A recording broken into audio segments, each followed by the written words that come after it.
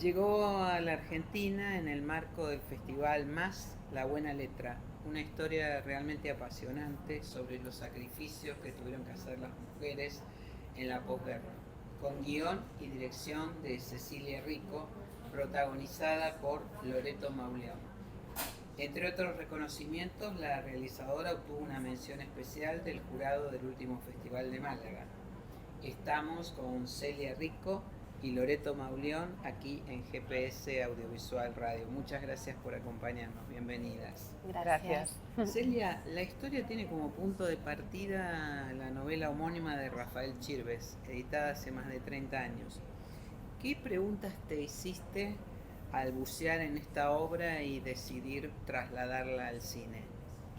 Pues creo que una de las primeras preguntas que me hice fue por qué no hemos preguntado a esa generación que ya no está con nosotros cómo se sintieron en aquellos años, ¿no?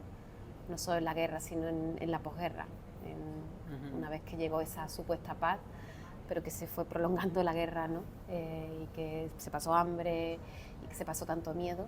Y eso fue una de las primeras cosas que pensé, ¿no?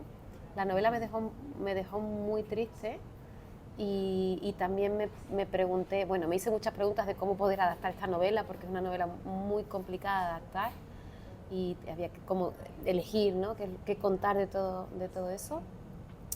Y me hice también como preguntas más grandes, ¿no? Como más filosóficas, ¿no? Un poco si el sacrificio vale para algo, si ha merecido la pena, ¿no? Si el silencio nos salva, eh, si, si nos toca a nosotros como generación más joven hablar de todo lo que no hablaron quizás nuestros padres, que les costó, ¿no? Como preguntar a sus padres porque había mucho dolor.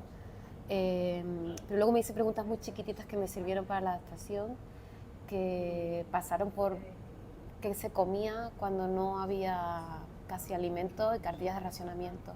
Y esa pregunta, por ejemplo, me costó mucho resolverla porque es algo que no se ha contado y que no está en los libros de historia, ¿no? ¿Qué hacía una madre de familia para alimentar a los suyos? Y esa pregunta fue crucial para encontrar, bueno, pequeños detalles que luego pudieran contar la historia de Ana, porque la protagonista era una ama de casa, ¿no? Y ahí fui indagando bueno, pues en eso, como por ejemplo la zona donde transcurre la película, en Valencia, que es una zona de naranjas, cómo se inventaron hacer una tortilla de patatas sin huevo ni patatas poniendo las cáscaras de naranja remojo, ¿no? Ahora, o sea que y de todos esos elementos que tenía la obra, ¿no? En la que te basaste, ¿vos por dónde decidiste qué decidiste privilegiar? Pues la novela está escrita en primera persona, está escrita por Ana, la protagonista, que le escribe una carta a su hijo para contar la historia familiar. Entonces la primera decisión que tomé es intentar convertir la voz narrativa en mirada. Y eso pasaba por estar siempre en el punto de vista de Ana y que su posición, digamos, como de puesta en escena, fuera siempre la de los ojos que lo ven todo y que saben, ¿no? Lo que está pasando alrededor, tanto en el contexto histórico como en las relaciones entre los personajes, y que fuera su mirada la mirada del espectador, ¿no?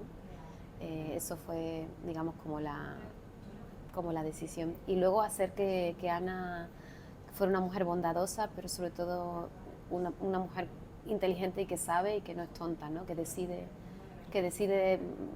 hacer gestos bondadosos porque quiere. Otras cosas no las pudo elegir, pero sí que decidió ser buena, ¿no? A diferencia de otros personajes de la película. De la historia, claro. Ahora, y en tu caso, ¿cómo fue el acercamiento a Celia y al personaje? Pues mira, lo comentábamos antes, que fue un acercamiento como muy poquito a poco, porque hay veces que en los proyectos tienes muy poquito tiempo, recibes el guión con poco tiempo, muy pocos ensayos y te pones a hacer.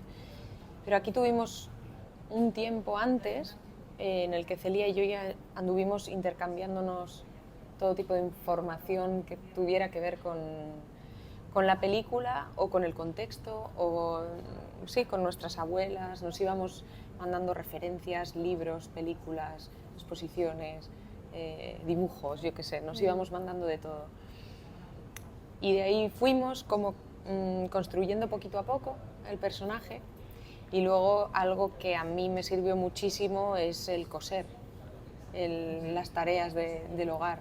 Que la cocina, por ejemplo, no es algo en lo que tuve que poner mucho hincapié porque me gusta mucho cocinar, pero sí en imaginar con lo poco que tenían lo mucho que hacían, eso sí. Pero después, por ejemplo, lo de coser a mí me ayudó mucho a entrar en ese personaje, porque ella no para de trabajar, no para de trabajar. Y yo tenía que conseguir que eso fuera natural, que fuera algo que saliera de dentro. Y bueno, estuve también como 3 meses aprendiendo a coser.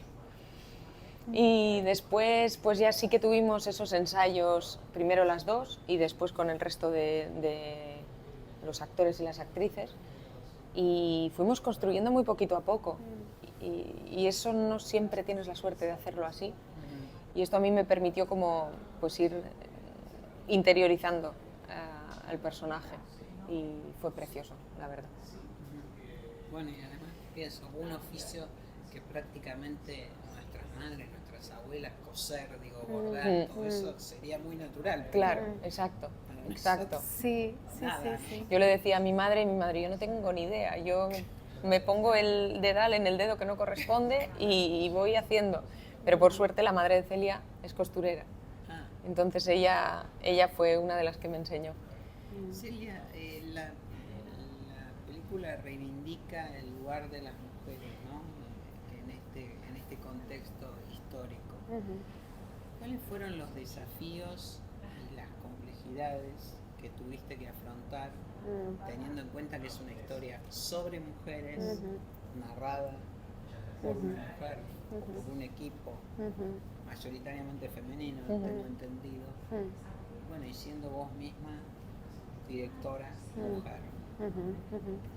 Claro, esto era una diferencia con respecto a las novelas, ¿no? Que está escrita por un hombre. Y a mí me ha pasado, ¿no? Que durante, bueno, toda mi historia de espectadora, digamos, cuando he visto los personajes femeninos, a veces no me he sentido identificada, ¿no? Y era algo que me preocupa mucho en general en todas mis películas, ¿no? Y cuando hago personajes masculinos, todavía más, ¿no? Por no repetir lo que me había pasado a mí cuando personajes femeninos eran escritos o dirigidos por hombres, ¿no? Entonces, bueno, eso ya es un gran desafío, ¿no? Intentar que luego pues, todas las personas que vean la película vean algo en esos personajes que se puedan sentir identificados o que reconozcan a alguien ahí, ¿no? Que tiene que ver también con el trabajo de, como más humano, ¿no? Que también luego tiene pues, toda la parte actoral, ¿no? Que es la que le da la vida, ¿no? Pero sí, diría que un poco por ahí. Y luego también la voluntad, ¿no? Que yo creo que en ese sentido todo el equipo y todas las personas que han formado parte del proyecto lo han visto clarísimo, ¿no? Que la historia se puede contar desde muchos lugares, pero siempre se nos ha contado desde la parte más épica, ¿no? de los hombres, ¿no? que lucharon en la guerra, los hombres que perdieron el trabajo, los hombres que fueron señalados, encarcelados, asesinados, ¿no? Como tanto dolor, ¿no? Pero se nos había contado menos la historia que se supone que es esa historia en minúsculas, que no es tan épica, pero que sí lo es, y eso es lo que hemos intentado con la película, que haya también una épica en la vida de esas mujeres.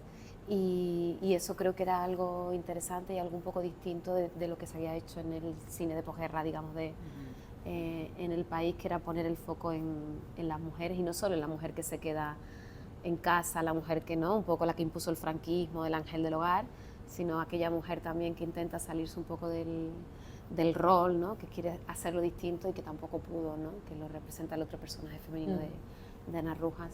Y un poco también el desafío aquí era que ese otro personaje que no cumple con lo que la sociedad imponía en ese momento o la dictadura imponía en ese momento, que no se malinterpretara como ocurrido en otros relatos, como la femme fatale o la mujer, ¿no? Que fuera también humana y que comprendiéramos que lo tuvo tan difícil, ¿no? Que no había opción, ¿no? Que cualquier mujer la que se quedaba haciendo lo que tocaba no pudo cumplir sus deseos, y la que quiso cumplir sus deseos nadie la entendió, ¿no?